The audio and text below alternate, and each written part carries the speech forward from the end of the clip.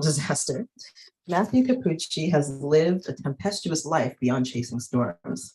He began presenting at conferences and writing for local newspapers at age 14 and attended Harvard University, where he created his own special concentration in atmospheric sciences, the first ever in the institution's 400-year history. A meteorologist for the Washington Post, Matthew does routine forecasts on makes intelligent episodes and serves as a frequent U.S. tropical weather expert for BBC News. He is also an on-air meteorologist at Fox 5 in Washington, D.C.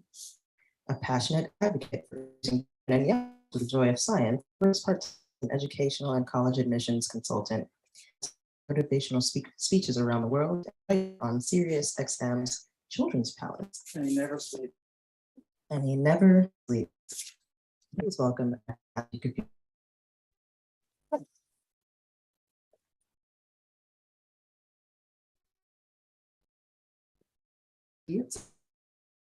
Squeeze in over here. How am I supposed to use this?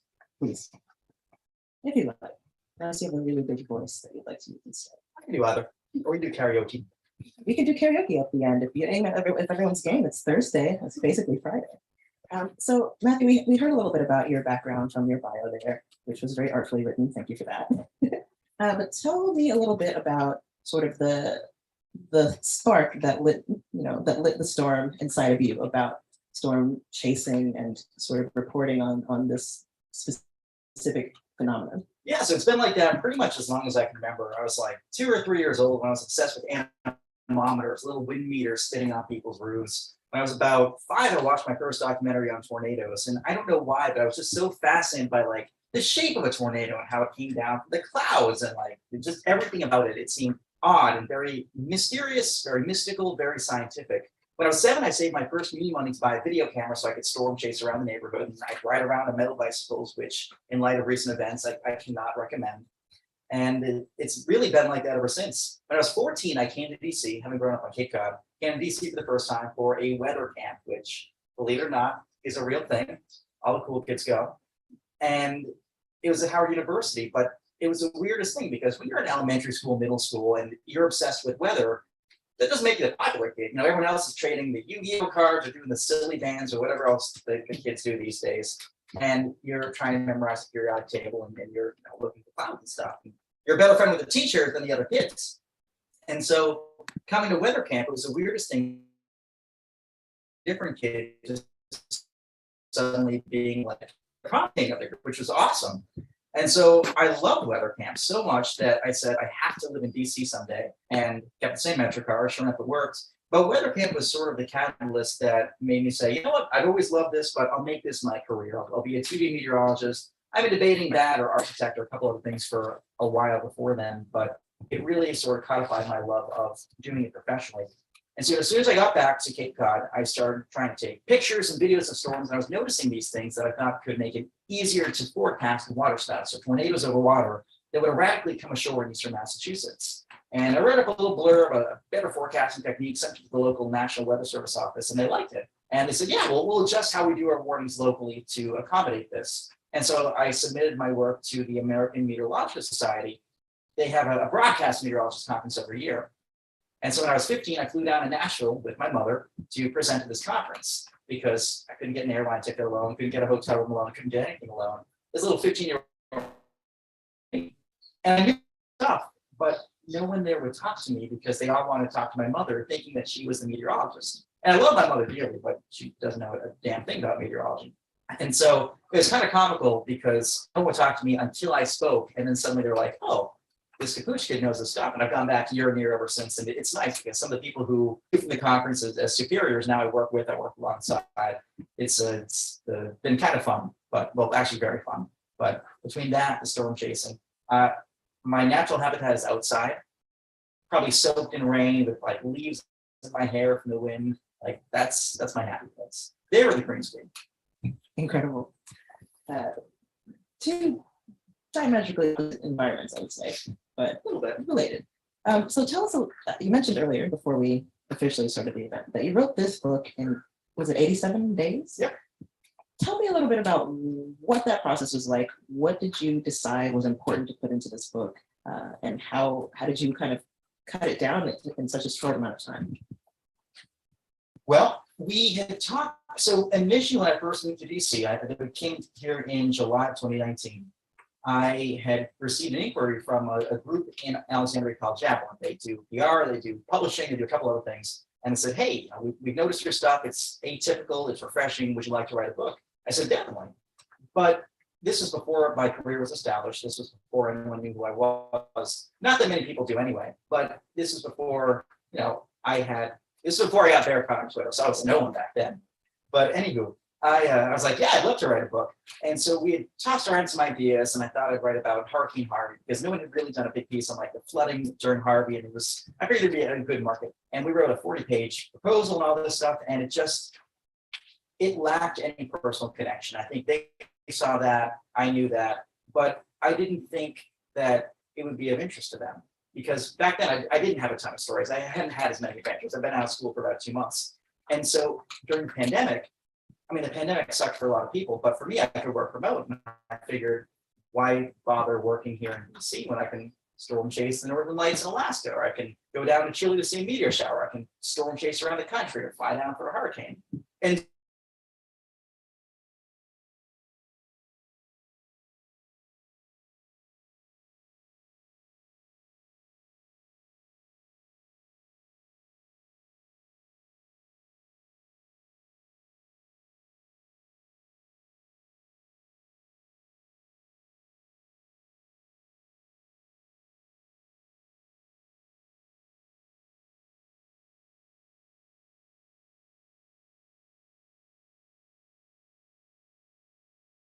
I said, all right, done. So it gave me 87 days. And keep in mind, I work at Fox 5, 20 to 40 hours a week. I work for the Washington Post 15 to 20 hours a week. I do WAMU. I work for an app in Florida called My Radar, and I work for them 40 hours a week. It's one thing I love about remote work. I do DW, BBC during hurricane season, all those others. Aw, so cute. And then for education, I do stuff for everyone. Just writing a book in between. This is a side hobby, just like a little thing to do. So let's talk about so it is really very I want to hear each of these different has offered you on things that matter to you, and maybe how it's good. Never to be a TV personality or a media personality, to be a teacher, happen to be a teacher. How the hell can that be possible? And yet, to me, they're two sides of the same coin. We just don't care about math or science in this country at all. And it shows in our infrastructure, it shows in all walks of life. And so if I can use weather as a vehicle to emphasize the importance of education, emphasize the importance of STEM, but also give folks a little bit more confidence both in academia, because academia is so inaccessible. If I can show them that science can be learned, can be made softer, can be taught, but also the fact that people are smarter than they think they are and bolster their own confidence a little bit, that's sort of my goal. And that's reflected in how I do my job at all different platforms. The reason I do it on all different platforms is because I want to reach as many people as possible. I know that primarily the folks who watch me on Fox 5 are 50 plus. I know the people who read me in the Washington Post are probably 30 to 50. I know folks who listen on NPR at certain times a day are probably younger. I know folks who tune into me on the My Radar app are probably between 20 and 40. And I even do school groups too, because I try to figure out how to make it accessible to the younger demographic. And so I'm trying to spread myself to all these different areas such that I can get everyone on board. But each medium offers me a little bit different of a challenge. And I try to maintain my brand on all different platforms. Obviously, TV I love the most because it's the most fun. It was the ultimate goal. But yeah, I can somehow try to do it everywhere and keep it consistent, which is a tricky thing, especially because working for 4 or 5 different companies, you have to do a lot of sort of finagling to get them to be, open to that. Thank you. So I want to dig a little bit into some of the highlights from the book in a bit, but I want to give you the opportunity, if you will, to read to us a little bit of an excerpt. We can do a serious one, and then we can do a fun one. And I will have y'all know, and this surprises people, I'm great at writing, but believe it or not, when it comes to reading aloud, I'm not superb at it. Because when you think about it, I'm always ad-libbing. I'm never reading a teleprompter. And so, there you go. A little story about the Annapolis tornado.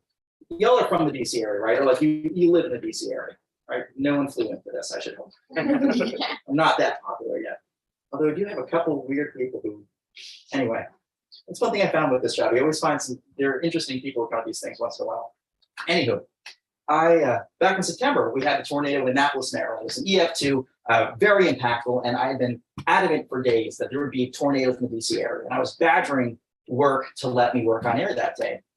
And we were overstaffed. I just kept badgering. I was like, none of the other meteorologists do tornadoes. I've seen 9 this year. Like, put me in, coach. And we were overstaffed. And they kept saying, no, we don't need you. And that morning, I had to be at Fox 5 to take promo pictures for the website for all these things, promos and whatnot. And while I was there, I went to my boss again. I was like, look, it's T-minus 1 hour until tornado time. Let me stay. And so this chapter sort of covers that. Wednesday morning came early, at 2 o'clock in the morning to be exact. Is this the 4th of July? I groggily wondered. Nonstop lightning was leaping outside my window with a pair of rotating supercell thunderstorms riding a warm front into the Washington, D.C.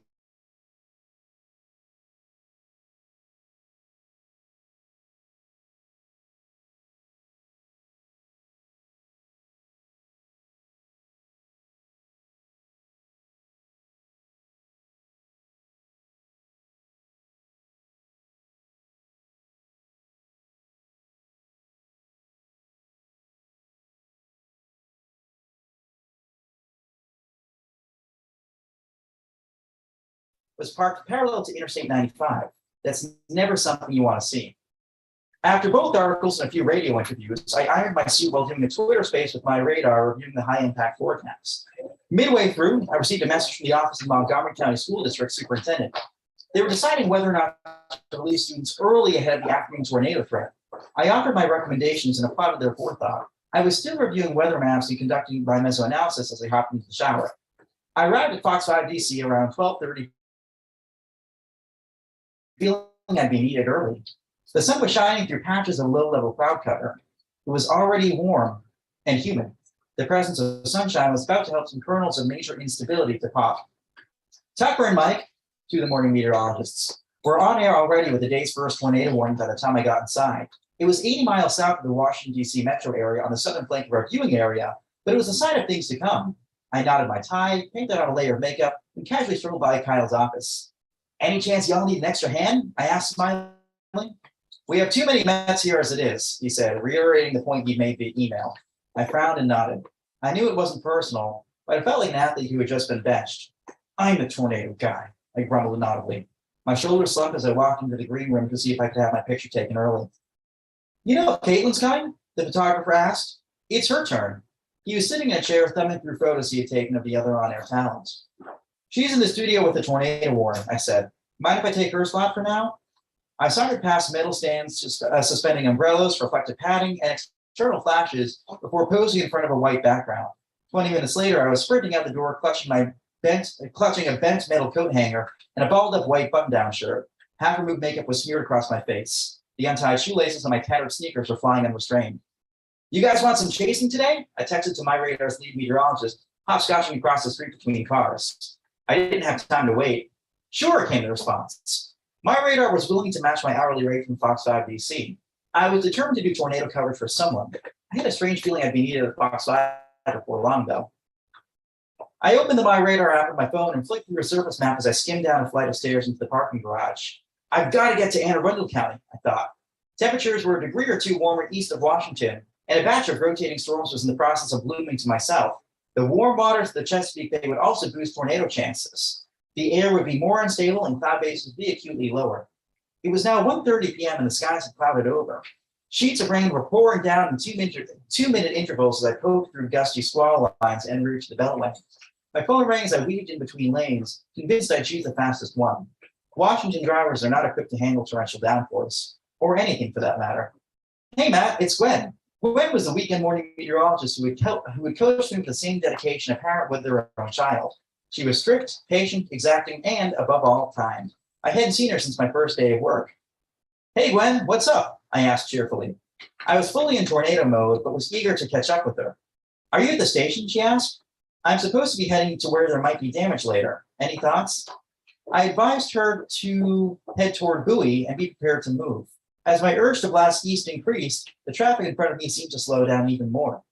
At last, I made it onto Route 50 and was racing toward Annapolis. The sky was a grayish yellow.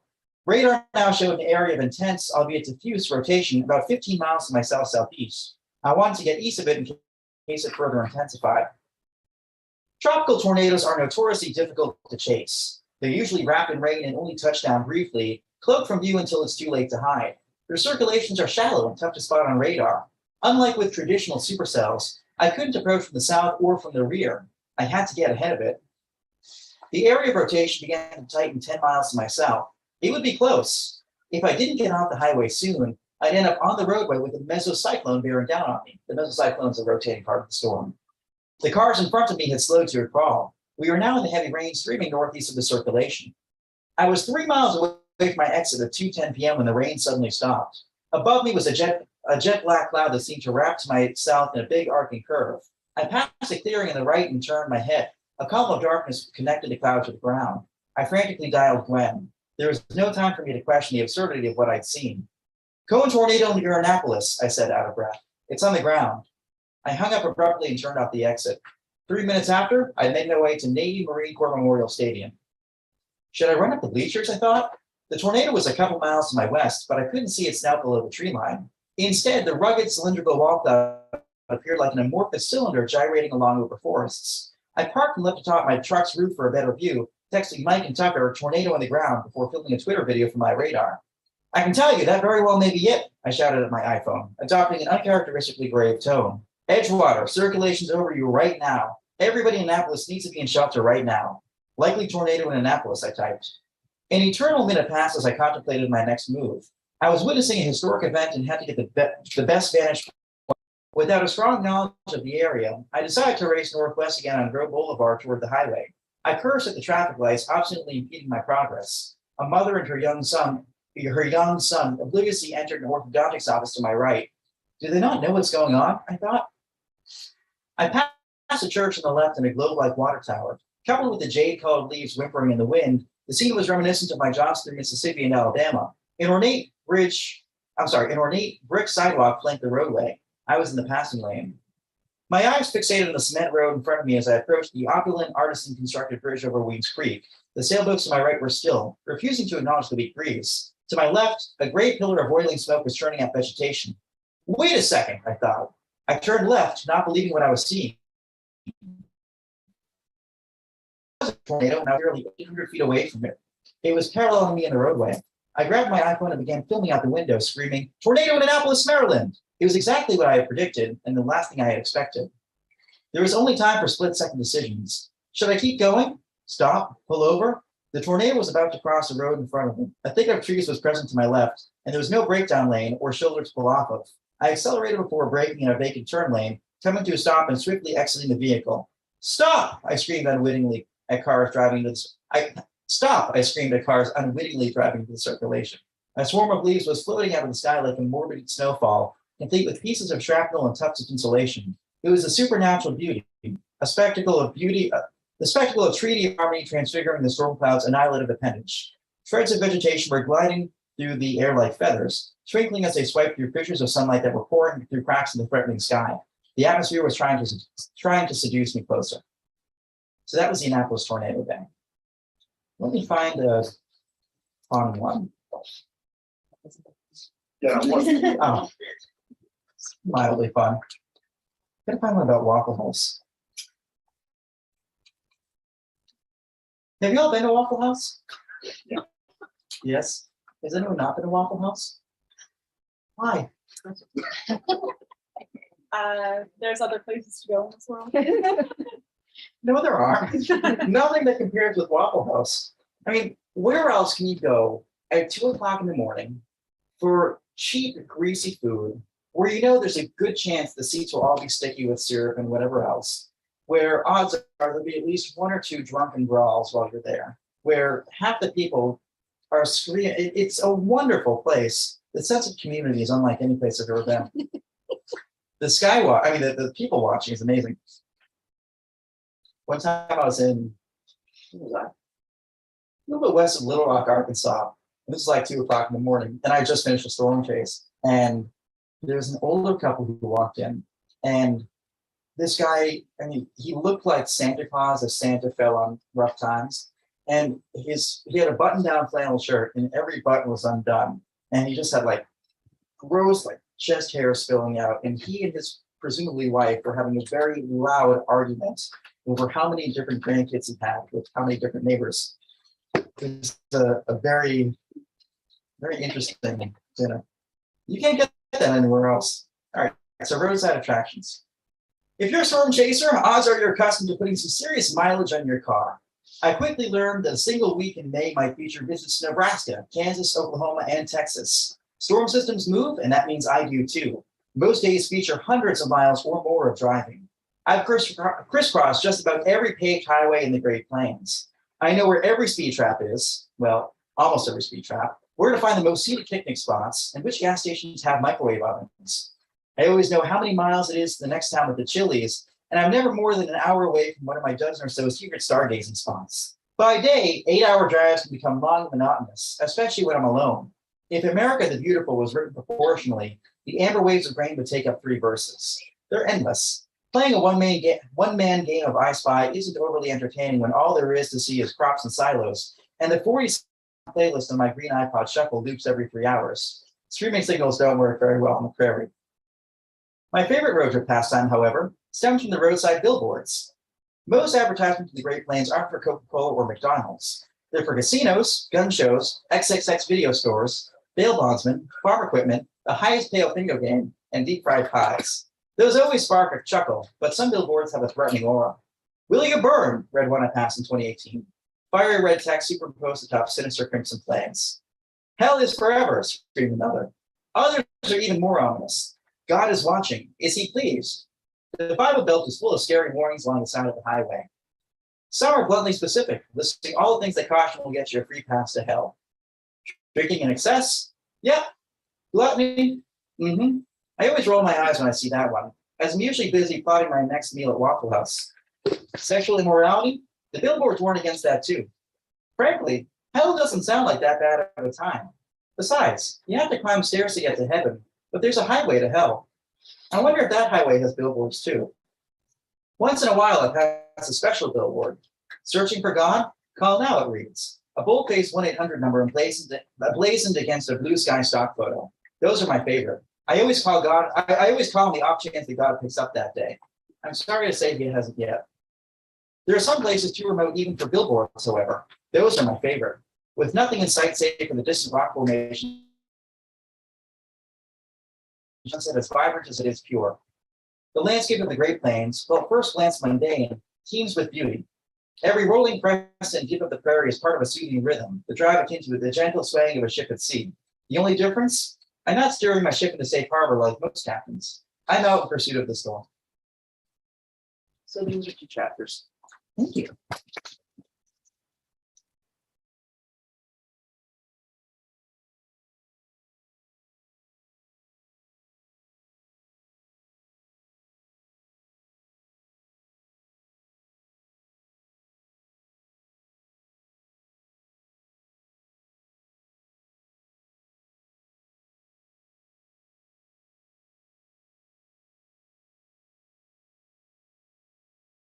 Damage. I don't like people's homes' lives being impacted. But I like the Annapolis tornado because that sort of proved that I knew my stuff. And that when you're 23, when you're the youngest person in a top 10 TV market by like 7 or 8 years, it's tough for folks to take you seriously, especially when you don't have any prior experience in TV, when you're walking in sort of new, or when it's the most educated TV market in the country. And so trying to gain credibility in DC is destined to be very difficult. And so when I found out I got the job, I was trying to figure out how can I go about making myself credible? Because I mean, I have a face that looks like I slid off the kids menu, which once in a while I do. And so the question is like, how can I get these viewers in DC who have these people have graduate degrees and all this crazy stuff? How can I get them to trust me? Especially because DC is one of those places where the people who've been here for a while like what they like, and getting them to warm up with something new is challenging. That's always the case in TV, but especially in DC. And so I figured I'd try to do something different, and that I try to adopt like a Doogie Howser type thing, and that I would flex what I knew by teaching so much more in the news than any other TV meteorologist. But in doing so, I make it soft serve science. So I have no issue throwing out terms like quasi-geostrophic on air, which shows A, I know my stuff, but then B, I can bring it down to a level that people can understand. I can show them that science is accessible, and I can do it in a way that is conversational. People don't even realize they're learning. Or I can address, for example, today, the weather's really nice. Everyone else, all the other TV meteorologists will say, oh, it's dry today, it's nice. But I'll explain why over the past 11 days or 8 days since August 3rd, the same air mass moved from Baffin Bay in northern Nunavut, Canada, did this little loop-de-loop over Hudson Bay and came all the way down. Like, I'll get pretty technical. And I think that's what has given me the credibility in DC. But the first 2 months, it took a long time to build that. What helped was that the first day I was on air here in DC, there was a tornado in downtown, a little EF1 that went right up the National Mall.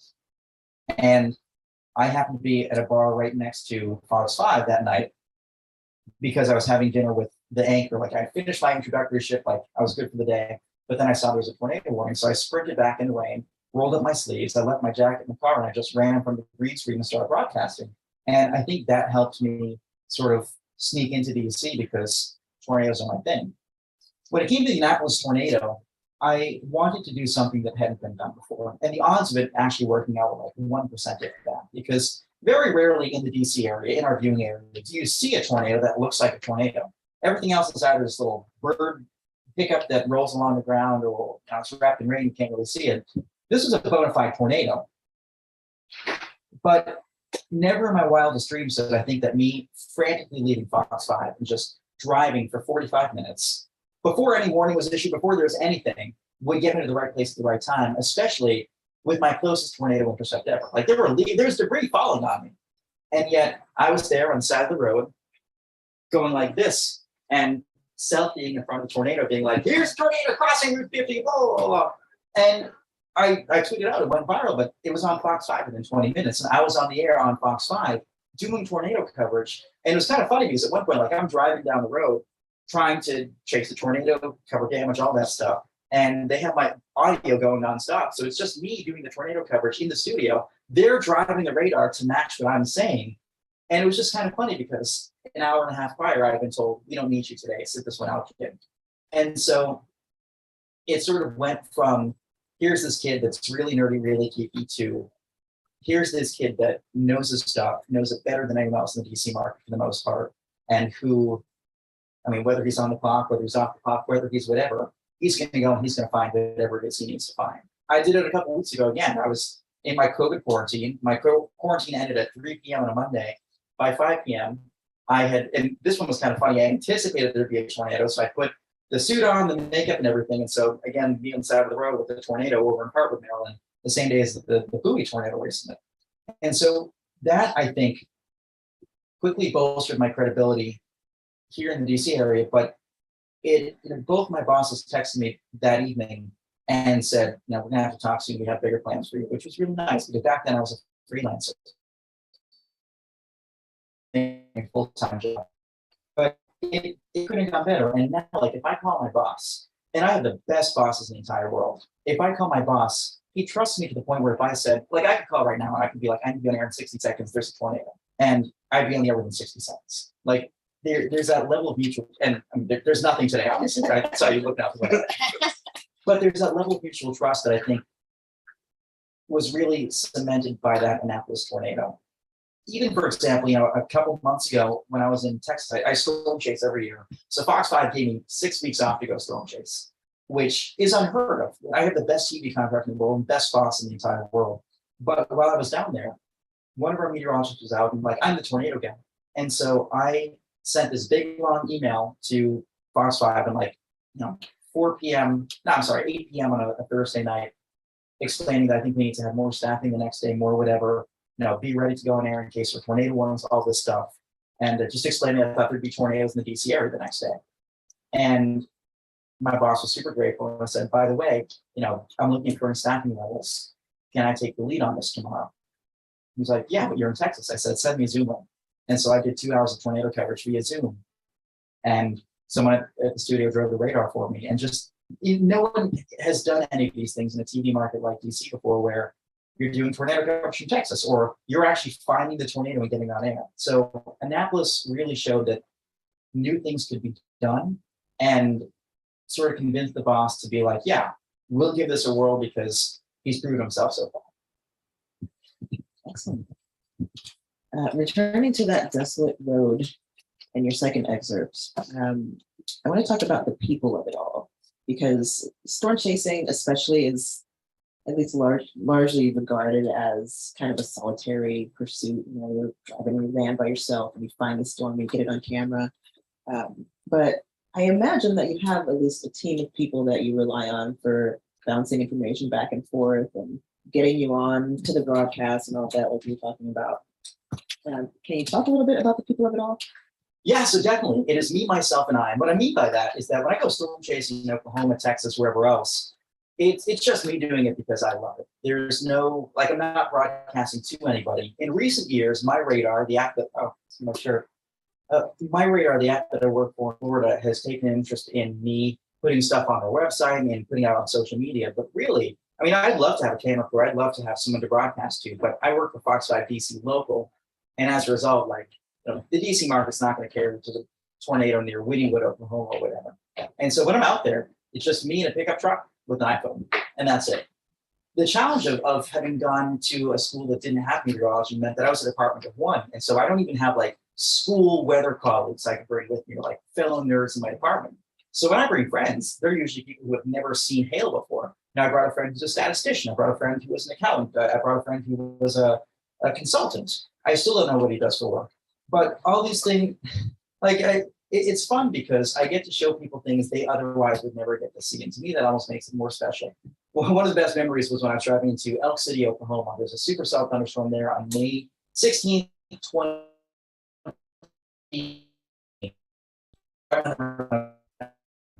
And I said, we're about to go in a hailstorm. Reach under the seat and grab your safety gear, please. I was joking. I said, no, there's really gear down there. I put that down there last week in case you need it, but pull out the gear. So he pulls out a hard hat, gloves, safety glasses, and he gets a little nervous and says, how big is this hail going to be? Quarter size? Because he too was from Massachusetts. He's never seen hail before. I said, hell no, softballs. We're going to lose a windshield. And sure enough, 10 minutes later, I didn't have a windshield. One of my mirrors was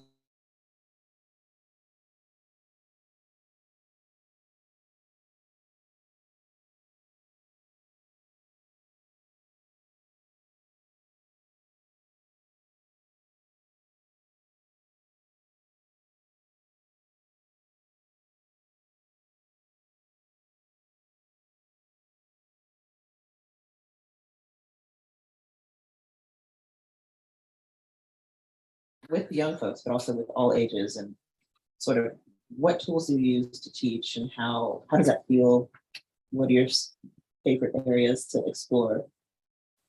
I've been teaching in some contexts really since I was 9 or 10 years old. I always helped my sister with her math homework. And I remember there was one day I was in middle school, Emily was in elementary school. She was 4 years younger than me. She still terrifies me. I swear she could beat me up. But she struggled with math, and they were doing shapes and triangles and acute, obtuse, right, all that stuff. And so I remember she just could not figure out the difference between all of them. And so I lined her, my mother, and my father up. And I said, Emily, you're little. People think you're cute. You're an acute angle. You're a little angle. She's like, oh, that makes sense. And then I walked over to my dad and I said, you see where this is going. I walked over to my dad and I had him put his arms like this. I said, Dad's a neat freak. He's a clean freak. He wants everything to be perfect. He's a perfect 90-degree angle. He's a right angle. He thinks he's always right. And so then she got, oh, right angle. And I walked over to my mother. And I said, no, Mom's been on Weight Watchers lately. She's trying to lose a little bit of weight. Some might call her rather obtuse. And she's like, oh, that makes sense.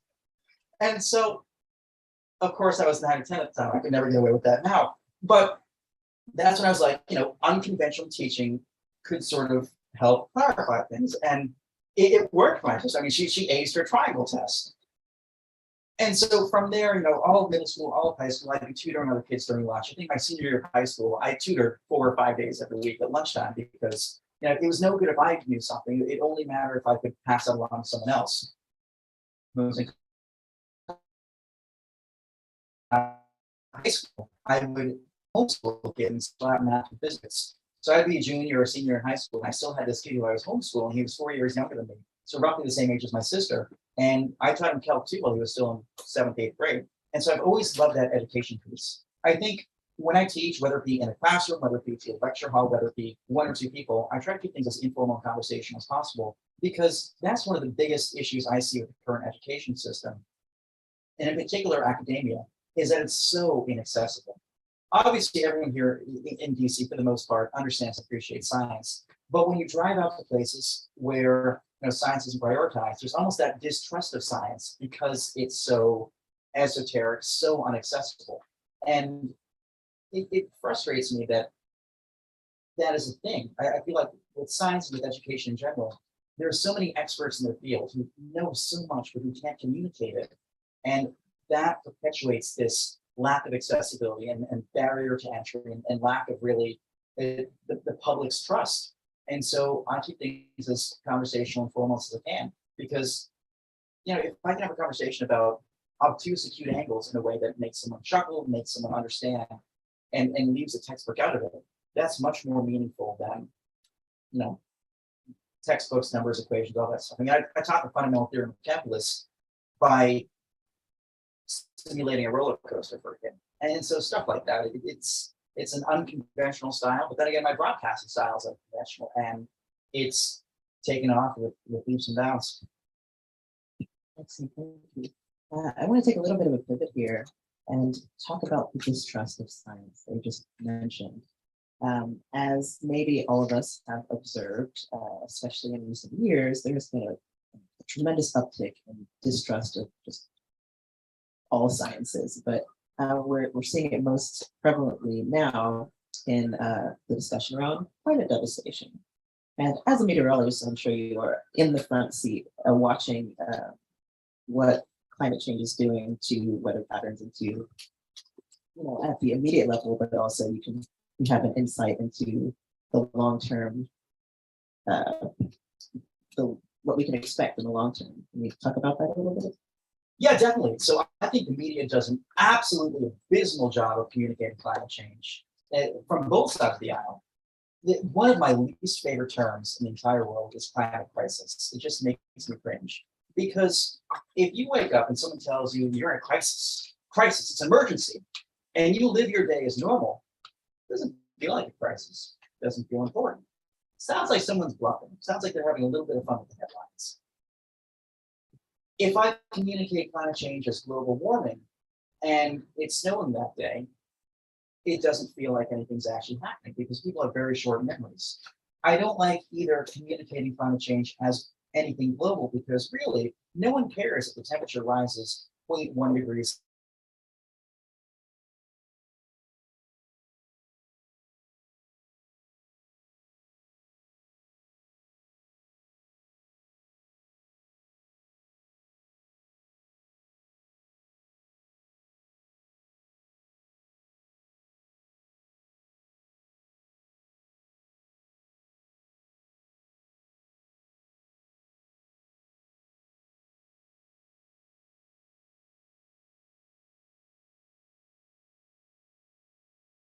Home. And we can almost work backwards. So the way I try to explain climate change to folks is figuring out where they're from, what's their personal experience, how is it shaping them every day. Start a conversation with them. Hey, what are you noticing? Have you seen this? Oh yeah, you've seen this too. Let's how that relates to overarching trend and overarching pattern. People are much more receptive to having a conversation if you're not alienating them, if you're telling them they're wrong in something. I mean, it's like even recently, there are people who chain themselves to the roadways here in DC for climate change. There's not a chance in hell that's going to help anything other than irritate the heck out of people who are trying to go about their morning commutes. That's not how to effectively message. How to effectively message is through a conversation that is engaging and resonates with personal experience. Thank you. Yeah, so we have a few more minutes. I'd like to open up questions to our audience. If you have a question about the book, about life, maybe you've watched a good TV show recently. You want to talk about that? I mean, these are my Thursday night plans, so I'll stick around as long as y'all have questions. So please do ask questions. Yes. All right. You're the fun one. Thank you. So you mentioned about expanding your reach as much as possible, as much as you can. Have you considered doing anything scripted on TV? Like I'm thinking like kids TV shows, educational TV shows like Octonauts, Wildcrats, I'm familiar, that kind of stuff. Because I remember personally for me, I was babysitting for a long time and the kid would always watch TV shows. He loves Wildcrats. He will not stop talking about animals. There was one episode that surprisingly made it clear the climate change for me when they said that puffins are dying out because the fish they hunt moving further into the ocean to colder waters. Mm-hmm. So that like 0.5 degree, 0.1 degree change in water temperature affected to the point that these, cute birds are dying. Yeah. I learned from it like child TV show. Yeah. So I guess my question is, have you considered something like doing like that? Teaming up with a show, doing your own for like kids, babysitters. Yeah, definitely. I'd love to do more with kids. I'd love to write a children's book. I'd love to appear in children's programming. The tricky thing, honestly, is just figuring out how to go about it. In that everything so far, every job I've held has been sort of obtained just through brute force by emailing people over and over and over and over and over again until they answer my emails. And so right now, like my next project is to do something with kids, is to do a kids show. I also want to do a sitcom, but you'll read about that in the book. But I just honestly don't necessarily know how to go about getting started with that. So if anyone has any tips or anyone has any connections, do let me know. But yeah, that's definitely something that's on my radar and sort of is my next 5-year plan. More questions? Yes. The title, I can't help but think of the movie Don't Look Up, but I didn't read the book. I just got my copy.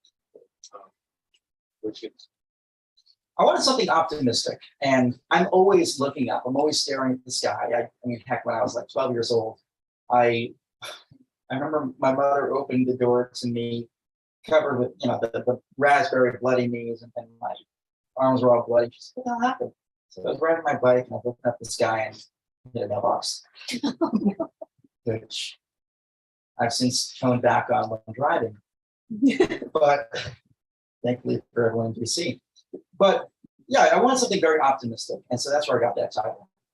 Then those damn people who made Don't Look Up just had to come out with their little TV show the same year I had to publish Looking Up. So yes, do look up, but not while you're writing that stuff.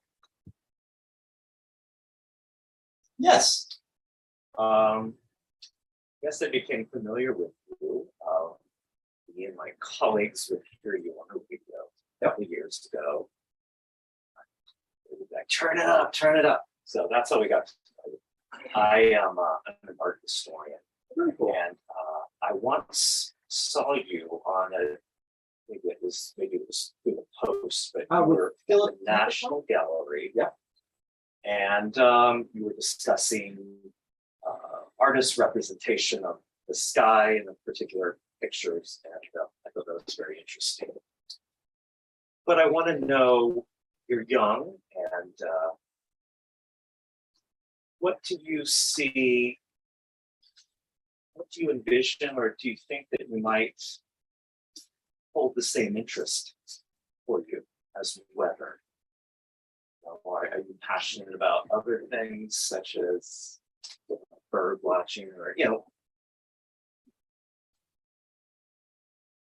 where do you think longevity? You know, I've wondered that because when you do something that you love, if you do it 70, 80 hours a week, I mean, I still love it as much as I did in day one, but then again, day one working was only 3 years ago. And so I'm hoping this is a passion I can retain for my whole life. I think in some way, shape, or form it will be, but I think I'm going to have to come up with new ways to always explore, to keep things fresh, to keep things spicy and exciting. And so I don't necessarily know what my future career will look like. This is my number one hobby, my number one passion, my number one whatever. And the tricky thing about when you do your passion as a job, you begin to wonder, do I have hobbies that aren't work related? Or do I have work that's not hobby related? I mean, I'd love to find a hobby. I just don't necessarily know what it is. So if anyone has any recommendations for good hobbies, let me know. But I think there will always be different ways for me to do what it is I love. Like I love local TV, for example. I don't think I'll be doing that forever. I'd love to hop to a national network, or more realistically, I'd like to have my own sort of travel-oriented show that's kind of something I have in the background right now that we've been exploring. And so there will be ways for me to explore it, to sort of always be doing something differently. I think that's kind of all I have at this point. I'm looking for more fun things to do in my spare time, but then I also realized I don't have much spare time. I discovered that I enjoyed writing. Like I had a lot of fun writing this. I'd love to write a sitcom or love to write, I have another book that I'm gonna write soon too. It's not weather related. And that would be fun. So that's something I enjoy. But for me, I'm also one of those people that cannot relax unless I'm being productive. Yes. So like my childhood interest in meteorology shifted to geography as I got to college, and I was in like a year before I graduated, and I made us take a careers in like GIS and geography class, and one of the speakers was like, "Yeah, so like the STEM field is really big for everything." And I was like, "This is a STEM field." Like I had made it that far without really realizing like the scope of science. Yep. So what would be your first step in like changing education to like focus more on the actual science and stuff? That's a really good question. I think number one, we need to bring more scientists into schools and sort of expand, show kids, define what science is. I mean, we always picture someone in a white lab coat blowing stuff up with Bunsen burners. Google Science clip art, that's exactly what you're going to see every single time. And yet they don't realize that just about everything that shapes their daily life was influenced by science. And I wish we could have more of them.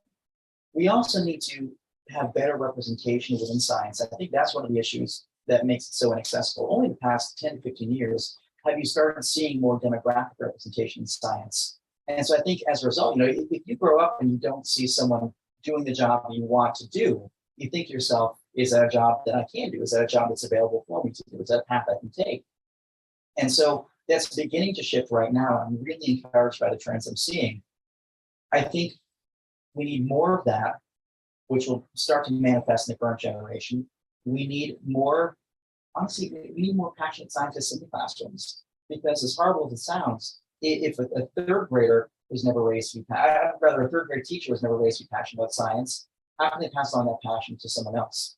And so I'd love to see more scientists make themselves available to classrooms. Like I love doing classroom visits. Unfortunately, it was impossible with COVID for a little while. But I think we need more of that in all disciplines of science. Good question.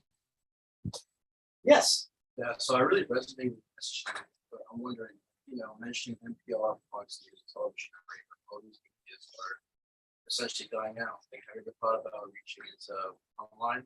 Yeah, so that's why I work for an app called My Radar. It's fully online. They have 14 or 15 million monthly users, and I think all my employers know that I enjoy TV the best. The issue is that, like, by show of hands, when's the last time one of y'all watched the morning news?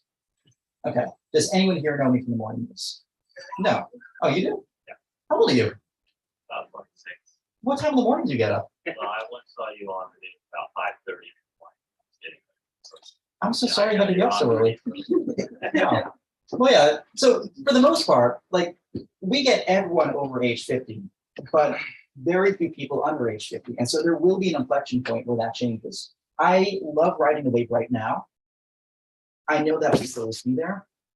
I mean, I'd like to get more into streaming, which is why a few of the folks who I sort of work with behind the scenes have been exploring streaming options for me. But yeah, with My Radar, for example, the app, we do video content 30,000 a day. And it's a way to reach that younger demographic. And I think it's more stable. Part of the reason I work 4 jobs, 5 jobs, too many jobs, is honestly a bit of anxiety in that TV pays great right now, but only in top markets. And I'm seeing sort of the lower markets begin to erode. And when you see the bottom rungs of the ladder starting to fall off, like I can't have a 40-year career in TV. Our chief meteorologist just retired. And there are a lot of chief meteorologists who go out, like, for example, the guy on Channel 4, he probably makes between $500,000 and $800,000 a year. But there's not a chance in heck that those sorts of numbers are ever going to be a thing again. There's not a chance that I can ever have a 40-year career in TV. It stresses me. NPR, local radio will always be there, but NPR doesn't pay me. As it is, they cut me on weekends because, I don't know why, budget cuts, even though I know their budget.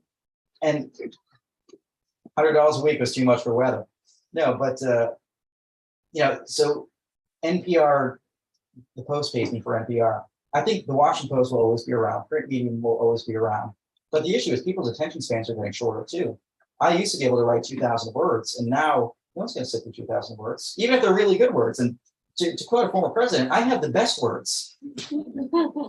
and so, I mean, I'm constantly going to have to evolve to figure out which way is consumed in. I'm hoping that by being on all platforms and endearing myself to people enough, it'll be feasible, but it's tricky. I work so much, honestly, because I want to save for a rainy day in case in 20 years y'all decide that, or society decides I'm not needed anymore. It's a rather depressing answer, to be honest. Yes. Well, to change the tone a bit. So you mentioned Don't Look Up, and there's plenty other, I guess, weather-related cataclysmic or non-cataclysmic movies like The Day After Tomorrow, it's a bit on the older side, Twister, a bit older. Yeah. So what's your favorite weather movie? Weather related. Cloudy with a Chance of Meatballs was nice because Oh, that's a great. the scientist is portrayed favorably, whereas the scientist is ignored in all the other movies, or is the weird nerdy one. And the scientist found true love, which is a lot tougher than one would think when you're working 5 jobs. And so, no, I like that movie for that reason. I like The Day After Tomorrow because it's fun. I like Twister, but I overanalyze Twister because, for example, Twister was set in 1969. The opening scene, they describe an F5 tornado. Well, the Fujita scale, which rates tornadoes, didn't come about until 1972 and 1973. So they were wrong there. The tornadoes spin the wrong way. Tornadoes are not rated in real time. There's so many issues with that movie. Moreover, scientists don't drive into tornadoes. Like, that's not a thing. Although I unintentionally did once, but that's a different story. But read that in chapter 13. And so I like that movie. It's a good movie. I overanalyze it. Awesome. Yes.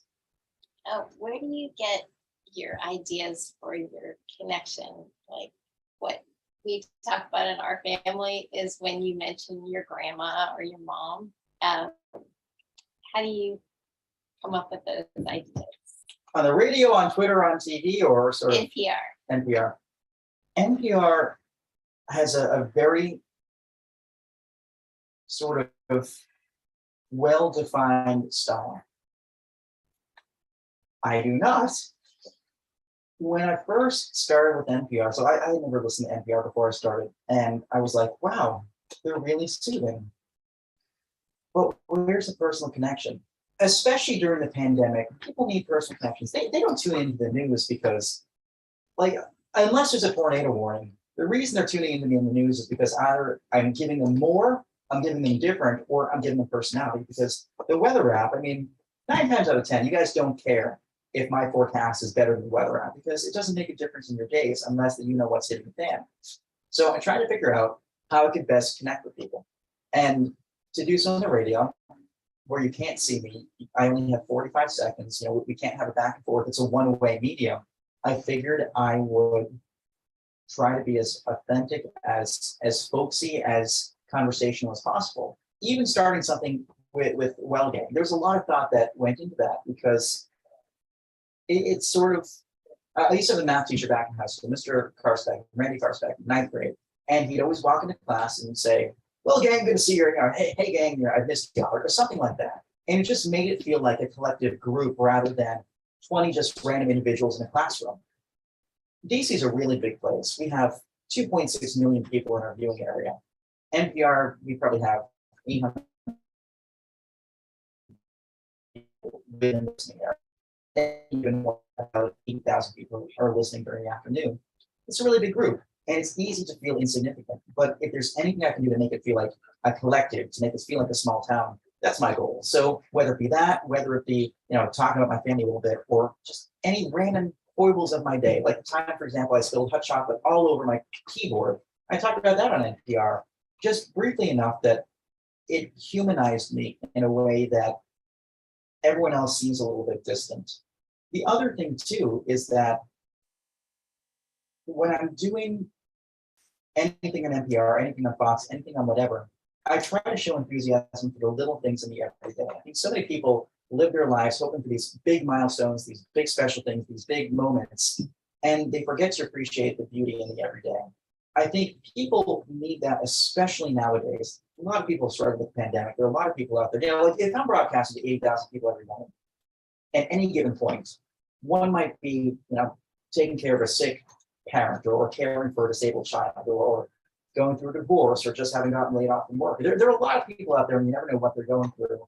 So I just hope that my little commentary, my little moments, my, stop and listen to this, or let's have a conversation on the radio or TV, gives folks 45 seconds, 2 minutes, whatever, to just have a friend to chat with and forget everything else. Thank you very much for chatting with me. For our last thing, for our viewers at home and anyone in our audience who'd like to know, how can we keep up with you? Where can we find updates about your work? Facebook, Twitter, Instagram, YouTube, at Cappucci. Last name spelled cappuccino, but without the no. Or at the local Waffle House, which is in Dumfries, or more likely at Wawa. Or on Friday nights at the Bingo Hall in Greater Upper Marlboro, which is really good, but I still haven't won, and I think they're cheating. They probably are. I've been there. My grandmother lives in Marlboro, and she says they cheat. I knew it. Yeah. Well, thank you again so much for joining us. This has been an incredible talk. Thank you all for coming. You have this be a break. You can find your own trophy. I'm impressed. Oh, this one's mine. This is the regular one. Can I take a picture? Of course. Then you-